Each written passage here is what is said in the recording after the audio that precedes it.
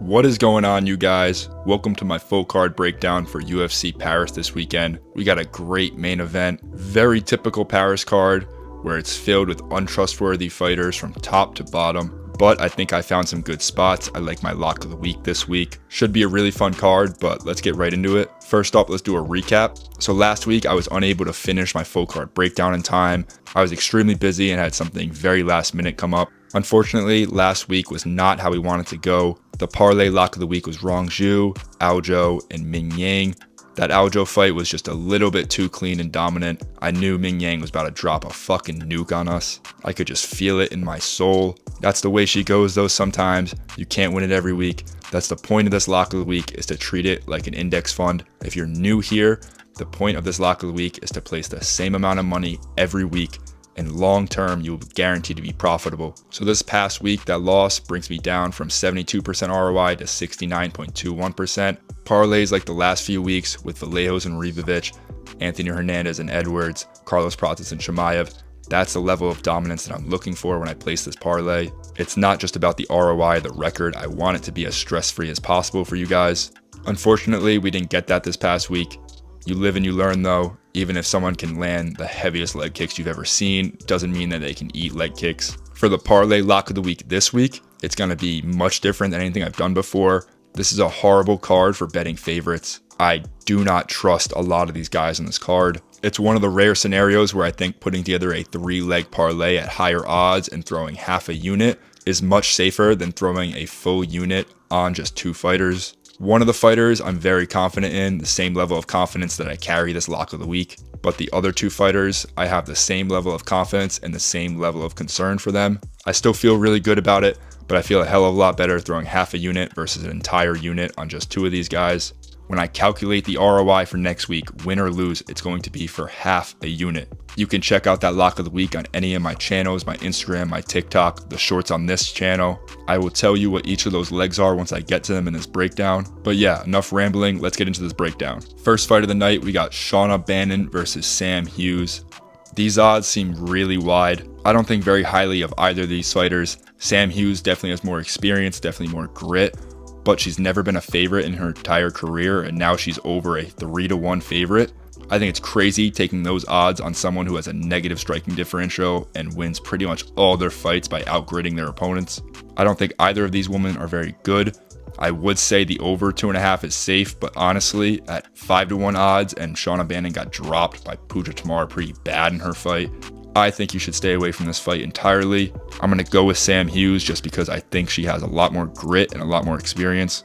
Next fight, we got Andreas Gustafsson versus Renat Fakhretdinov. So this is the first leg of my parlay lock of the week if you haven't seen it yet. I think Renat Fakhretdinov is so overhyped for no reason. I think people are only looking at the number on his record. When you actually look into his record, he has probably the most can-crushing regional record I've ever seen in my life. Just to try and put this in perspective, in his first 17 professional fights, only 3 of his opponents had more than 2 wins, and he lost to 2 of them. Some of these fights, his opponent doesn't even have a record listed. It doesn't even have a method of victory. It just says win. These fights could have not even happened for all we know. I mean, in his 15th professional fight, he was fighting a guy in his debut. 16th fight, fighting a guy in his debut. 17th fight, fighting a guy who was 1-1. And then he gets to the UFC, and his only wins are against people with horrific takedown defense. And I'm not exaggerating. I mean, 13 minutes of control time in his debut, 14.5 against Brian Battle, has 3 fights where he should have lost every one of them. He should be 0-3 in his last 3 fights, and instead he's 2-0-1. 2 wins and a draw. His last fight against Carlos Leal was probably the biggest robbery I've ever seen in my entire life. I'm not just saying that because I'm breaking down this fight now. I have used that fight as an example for being one of the worst robberies in history. People just forget about that fight and don't talk about it because it was the first fight of the night. If that was on a main card, it would never die down. One of those scorecards was 30-27 too. I mean, that exact scorecard is probably the worst scorecard in the history of the sport. Before that, fought Dalby again in Saudi Arabia. Against Leal, it was actually Abu Dhabi, but still same crowd. Dalby, he should have lost that fight. Went 1 of 9 on takedowns against Dalby. Went 2 of 19 against Leal. Against Dos Santos, came so close to getting finished in the 3rd round. It was scored a 10-8 and a draw. The other judge who actually scored it 29-28 was in favor of Dos Santos. So we quite literally haven't seen Renat get a win that isn't just laying on someone. His takedowns aren't good. Cardio is horrible. On the feet, he just stares at his opponent, has some of the most Neanderthal looking striking I've ever seen. Not a single bit of improvement throughout any of his fights or his entire career. He has this arrogance and cockiness to him that just doesn't even make sense. In the Dos Santos fight, he was throwing with some of the worst technique I've ever seen in my life. And while he was doing it, he was like laughing and smiling, almost like he's trying to play it off like he's messing around, like he's John Silva, except he's getting his ass beat, so he just looks like an idiot. Pulled out of his last fight against Bonfim for undisclosed health reasons. Either he pulled a John Jones or he was actually sick.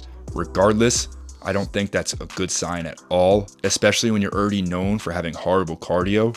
I think he's in for a massively rude awakening. I think he looks at his career as, oh, I get gifted these decisions even if I can't get the guy to the ground. I think he looks at himself as just being able to go to American Top Team once every couple months and train there, and that's good enough. And on the other side, Gustafsson is one of the hardest workers I've ever seen. We saw in the fight against Chaos Williams how aggressive he was, how weaponized his cardio is, how strong he is, and a lot of people were just playing that up as Chaos Williams doesn't have good ground game or good takedown defense.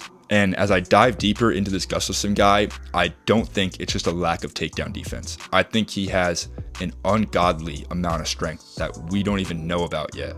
I saw a video on YouTube of this guy who is a former powerlifter explaining Gustafsson's strength and showing the workouts he's doing and the powerlifting techniques and how much weight he's pulling.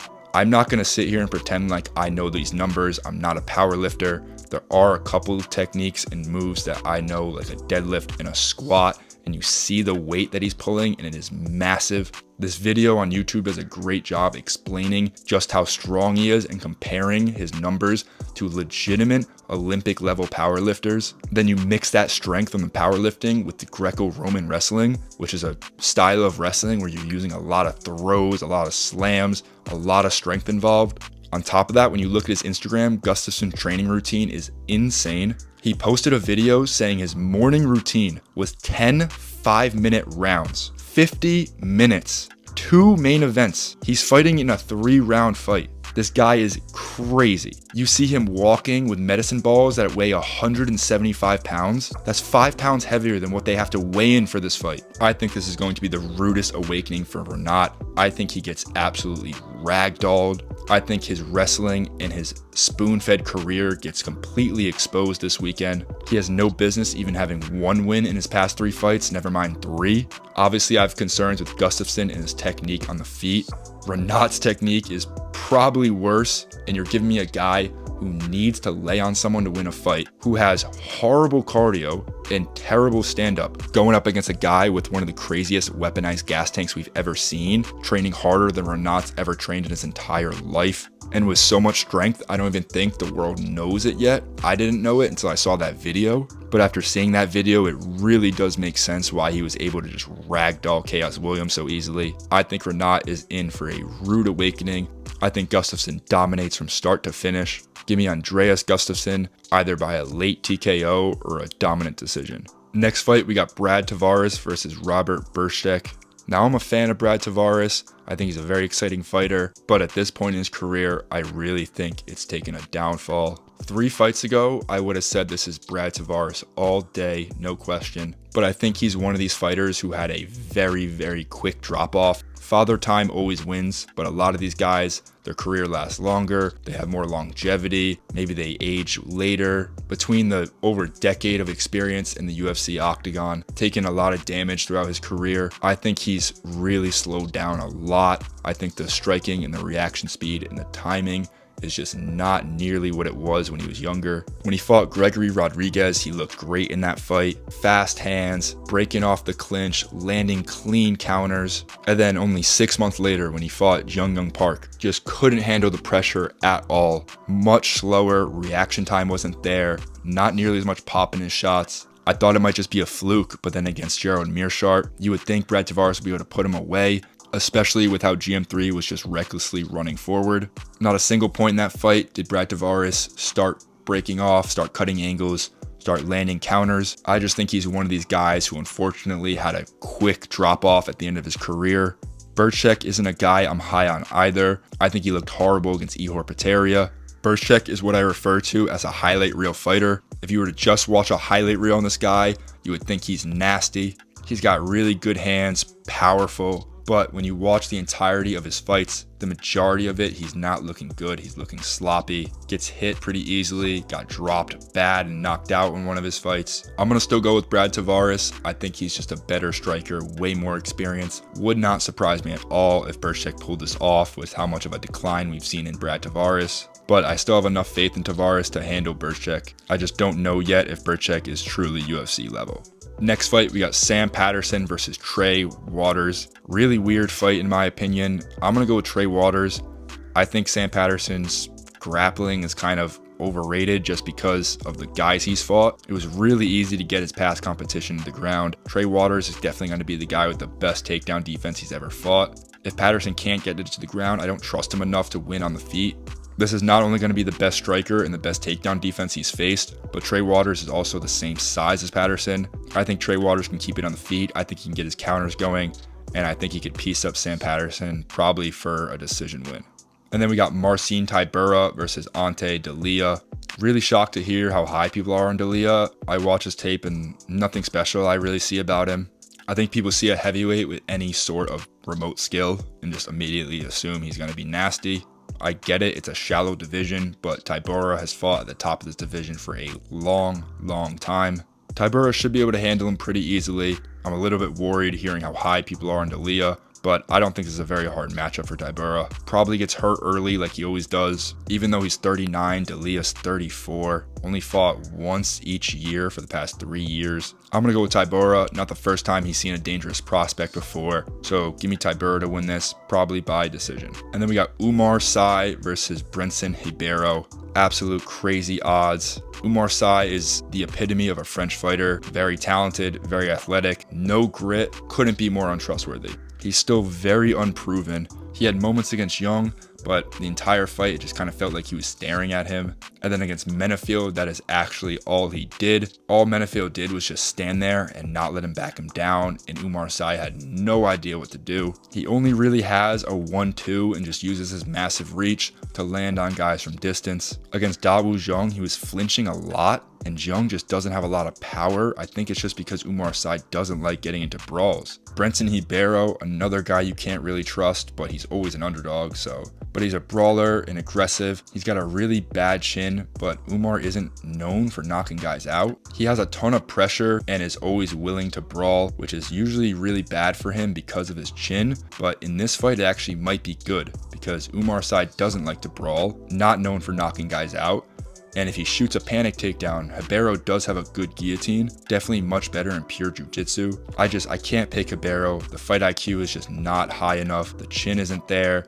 The way he runs forward is reckless, even though it might help him out in this fight. Even though Umar Sy only has a 1-2, that might be enough for Brenson Ribeiro. I'm going to lean Umar Sy. I think the odds should be way closer, especially with how we just saw him not even show up to fight against Menefield. So I'm going to go Umar Sy by decision in a much closer fight than people think. And then we got Patricio Pitbull versus Losine Keita. I really like Losine Keita in this spot. Couple concerns just because he hasn't fought UFC level yet, and Pitbull does have some power, and we've seen Keita get rocked. Pitbull is another fighter who I think is extremely overrated. I think competition-wise, Bellator is probably the worst organization in the sport. Only throws one punch at a time and stares at his opponents for minutes and minutes on end. He'll go 2-3 minutes with only throwing one leg kick. I mean, it's lowest output I've ever seen in my life. He went 5 rounds with Sergio Pettis and only landed 100 strikes. Was getting pieced up by Sergio Pettis in the feet.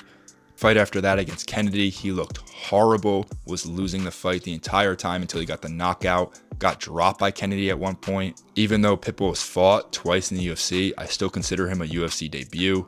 I don't think getting absolutely smoked by Yair and then staring at Dan Ige considers you a UFC vet. I think Dan Ige's time is behind him. He's always been low output. He's 11 years older than Keita. Super flat-footed, doesn't bite down on opportunities nearly enough. The one thing about him I will say is that he's got really good timing on his takedowns, but the control just isn't really as good as people hype it up to be. He also seems to slow down even with how low output he is. His strikes just get slower as the fight goes on, even though he's barely throwing. And I think Keita is a horrible matchup for him. I always stay away from the UFC debuts. I want to see how they perform in the octagon first, but I think that this is a rare exception. Keita is coming from the octagon, which has actual competition unlike Bellator. 27 years old, has some of the fastest hands I've ever seen. Great timing on his counters. Keita is going to be pressing forward, landing shots the entire fight. He doesn't seem scared to get hit like a lot of these UFC debuts you see. There's no wasted movement. He's not just like throwing out a random double jab out there or feigning a kick. Everything he throws is with intention and he's mixing it up. It's not just the same strike over and over again. He seems to have really good cardio. The power and the speed to his punches stays throughout the entire fight. The reaction time of this kid is just crazy. And then you combine that with the speed and his pinpoint accuracy and the way he's picking shots and reading his opponents.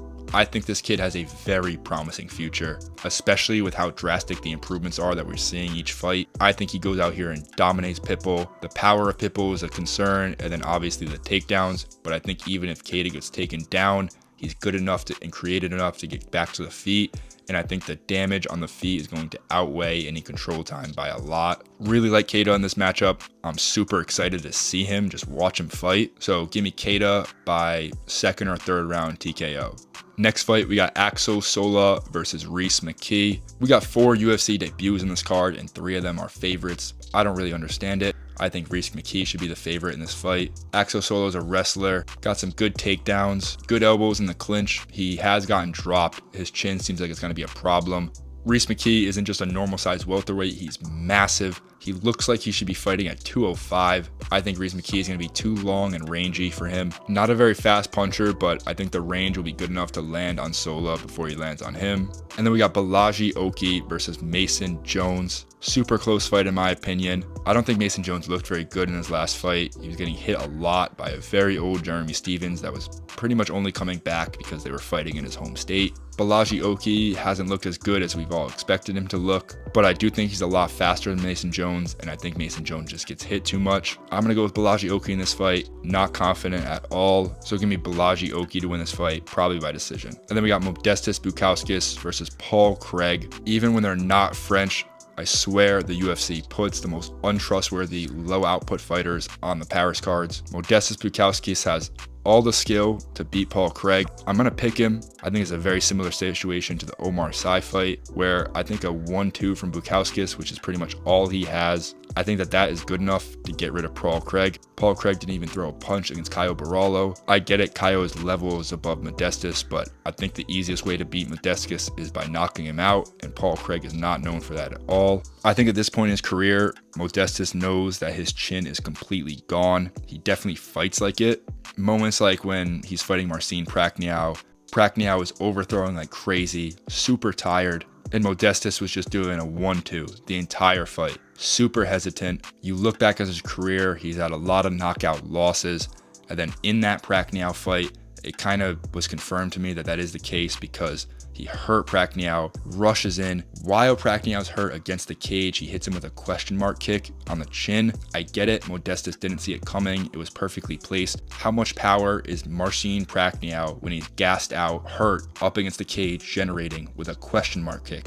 I can only imagine it was barely any power at all, and Modestas got rocked bad from it. I think his chin is completely gone. Do I think Paul Craig is going to pull out of his ass the first knockout of his career? No. Do I trust Modestas at almost 4-1 odds when all he does is have a 1-2 and is landing 30 strikes a fight? I mean, typical Paris fight. In my soul, this feels like a fight that Paul Craig will be losing and then get a finish at the very end. I'm still going to lean Modestas. He's just more skilled everywhere. It's just about the grit and the letting his hands go. And I don't trust that at all. I would never recommend betting on this fight. And then we got Benoit Saint-Denis versus Mauricio Rufy. I absolutely love this fight. Super exciting. You know it's not going to go to a decision. But to be completely honest, I think Rufy gets him out of there pretty easily. Rufy is definitely my most confident pick on this card. He is the third leg to that parlay lock of the week that I have. I have the same level of confidence in Rufy that I have with my other parlay lock of the weeks, but I'm not going to sit here and tell you guys that I have the same level of confidence in Keita and in Gustafsson as I do in Anthony Hernandez versus Roman Dolidze or Hamzat versus DDP. I would be lying to you guys. I think the risk of having just Keita and Ruffy or just Gustafsson and Ruffy in a parlay at twice as much money to make half as much money is much riskier than putting both Keita and Gustafsson in the same parlay and just throwing half a unit on it. But anyway, I just think Rufy is far too clean of a counter striker for Benoit to not get hit. Benoit is so dangerous in the first round, he's going to be a threat to anyone, but we have been shown in his past couple fights how to beat him. Benoit is so reckless and aggressive with how he comes forward. No striking defense whatsoever, runs straight forward with his chin in the air. Rufy is one of the most incredible strikers I've seen. The way he cuts angles and places his shots, I think he gets them out of there pretty quickly, probably a second round KO after Benoit's cardio fades. Then for the main event, we got Nasruddin Imavov versus Caio Borralho. Amazing matchup, super close fight. I think he can go either way. I think Caio presents a lot of problems for Imavov that he's never going to have seen before. I think Imavov is stifled when he's on his back foot. We saw it in the Strickland fight. Against Jared Cannonier, he did not look good. He was losing 2 out of the 3 of those rounds before he got the finish. But the only time he's fought a striker that was the same size of him was Izzy, and he really struggled in that fight before he found the knockout. A lot of people are high on Izzy. I think he is one of the worst fighters of all time. I think he's a fake champion. I think it would say a lot more about Imavov and his lack of skill and power if he wasn't able to knock Adesanya out. People, when they see this fight, immediately think Imavov. They think how good he is at his 1-2s, how fast he is, how he can get in and out of the pocket without getting hit. But I think Caio is a bad matchup for him because Caio is fine with standing in the pocket and trading blows. He can counter while being in the pocket. Imavov cannot. Imavov has to be at range and he has to be moving in and out to counter. I think the strikes that Borralho is going to be landing with are going to be much heavier and more damaging than whatever Imavov lands on him with. I think Imavov is going to look really good in the first and maybe even the second round. I think Borralho will be able to figure him out, get reads, and I think that once Imavov's cardio fades, I think it's game over. Because we've seen Caio, he does not fade. He gets better and better as the fight goes on. I don't think takedowns are going to matter in this fight. I don't think either guy are going to be going for takedowns. There's just this lack of urgency that I see with Imavov that I can't shake. I understand he has speed. I understand his power is underrated. But I think depending on him to land the exact same strike that he landed on Izzy when he barely had any success before that against Borralho, who is so much better of a fighter than Adesanya, it is not even close. I think people are taking recency bias and the name of Adesanya way too much into consideration. I'm going to go with Caio Borralho to win this fight. I think it's going to be a very close decision, but I do think his ability to counter in the pocket is going to be the biggest game changer in this fight. As long as he stays on the front foot and keeps Imavov backing up, he should tire out. He shouldn't be able to land as much. Putting Imavov even 4 feet away from the cage messes with his ability to counter strike because he has to use that linear movement. So I'm going to go with Caio Borralho, 48-47 decision. Super close fight. I'm very, very excited for this fight. And that's going to do it for this full card breakdown, you guys. Thank you so much if you're still watching. Please go check out my parlay lock of the week on my Instagram and TikTok or on the shorts on this channel. It all means so much more than you guys know. Please leave any comments or suggestions that you have. Thank you all so much. It means the world to me, and I will catch you guys in the next video.